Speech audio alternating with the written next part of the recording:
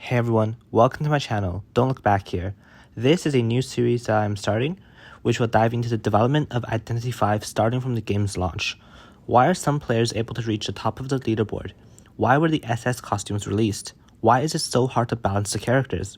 These will be a few of many questions we will be exploring in this series.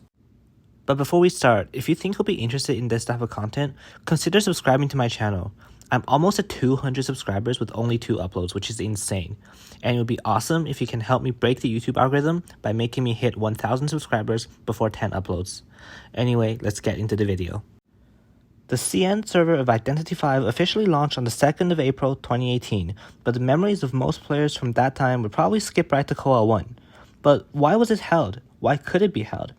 To find the answer to this question, we must dive into the game's first 2 months in operation, and the story all begins when the first wave of guests arrives at the manor. If Identity V would like to thrive, the most important aspects would be its game mechanics and its story and lore, because these determine the stickiness of the players. Let's start with the story, but since this video isn't a storyline video, so I'll summarize it as quick as possible. So we enter the manor to look for a little girl, light the candle, a paper airplane made of the manor diaries drift over, start reviewing one of the games, which includes Smiley Face, Lucky Guy, this dude right here, and Magician. Then we discover something is wrong with the fireplace, find another side of it, which includes a ton more diaries, so we start looking into group 4 of the manor games. Then we discover that we have a second identity and that we have also participated in the manor games ourselves. And that was the entirety of the story we got back then when we started playing. The whole thing takes around 30 to 40 minutes to complete.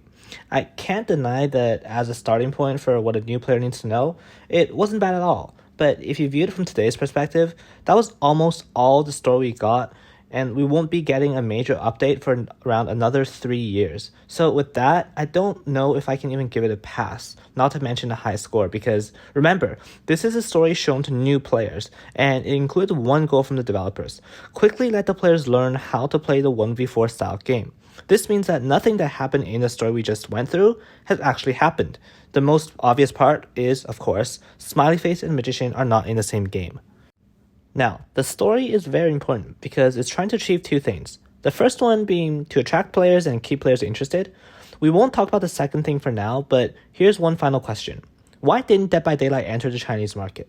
To keep things short, it was simply too scary, and NetEase clearly didn't think of that when developing Identity V. Since NetEase had partnerships with Dead by Daylight, they developed Identity V with a similar horror game style since they're both 1v4 games. But NetEase didn't expect the price that they would eventually be paying. The biggest price at that time was simply that a lot of players didn't continue playing because they got scared away by the clown. We'll get into more of these prices in the future, but in the meantime, the job of attracting new players has been left mostly on the other aspect, the game mechanics.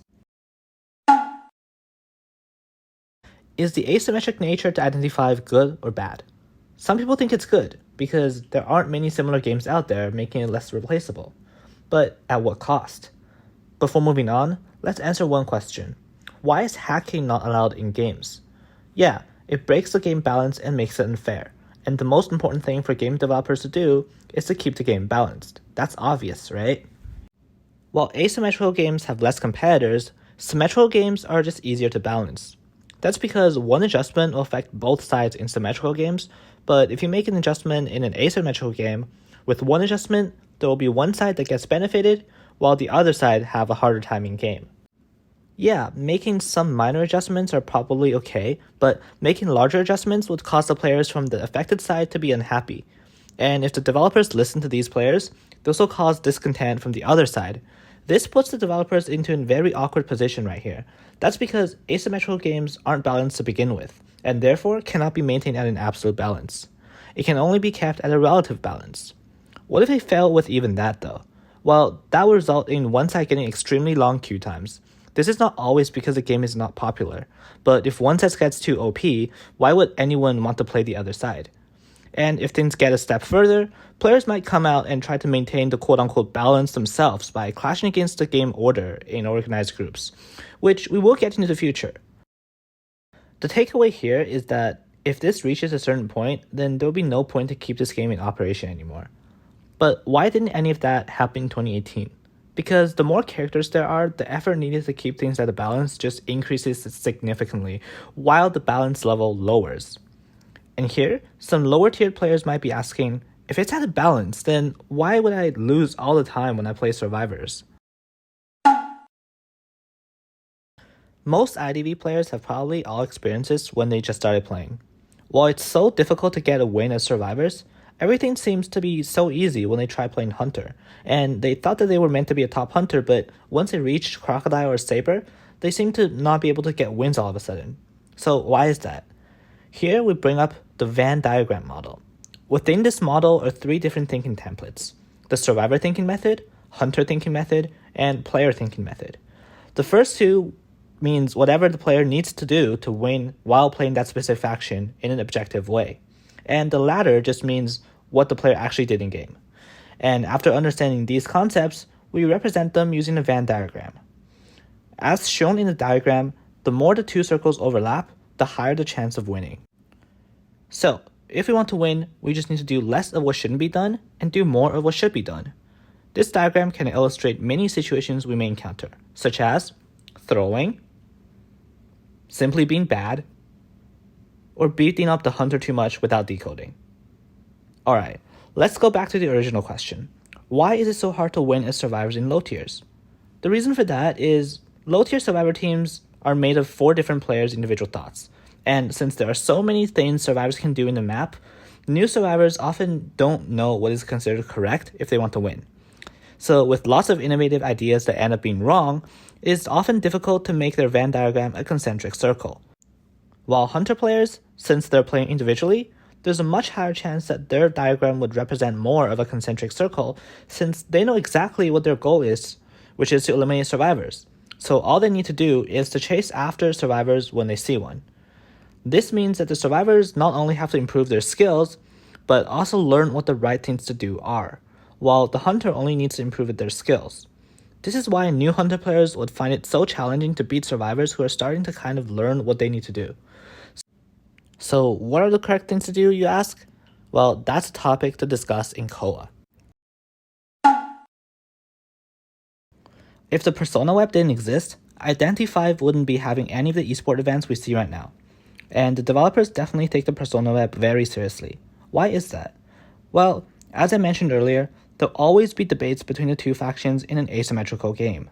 Players are very sensitive to development of the characters, and players will most definitely be unhappy if a character is too well-rounded. Thus, the developers would nerf one part of a character, for example, the decoding speed of rescuers and the chase ability of map control hunters. So here, we need something that will allow the characters to show their strength or improve their weaknesses. Just think about how Mind's Eye would kite without the Persona web. As I mentioned earlier, some survivors don't know what they need to do. They're basically doing whatever they feel like, wandering the maps, looting chests, rescuing whenever, you name it. So if Identity V wants to solve this problem, the developers will have to categorize the characters so they each have their own jobs in the matches, and therefore making the game more competitive. It is important to note that a mercenary isn't really a rescuer, but a mercenary with Tide Turner definitely is. To balance the advantages and disadvantages of a game, this is the real reason why the Persona web exists in the first place. But everything comes with a caveat. The Persona web, once again, caused debates between the players of the 2 factions since it is the only way to make both factions stronger numerically. Let alone, this system is far from perfect itself, but we'll be talking about that in a later video. And thus, Persona web has become the 2nd largest battleground between Survivor and Hunter players. The biggest, of course, being the characters. Alright, so this isn't where I planned on ending the video, but right now I'm already 9 minutes in, and I'm not even halfway through my script, so I think I'll split this video up into 2 parts. So in the next video, I'll be going to the first deduction start, player benefits, and of course COA 1, so stay tuned for that. But as of right now, if you have any thoughts, you can comment down below, and thanks for watching till the end, and I'll see you next time.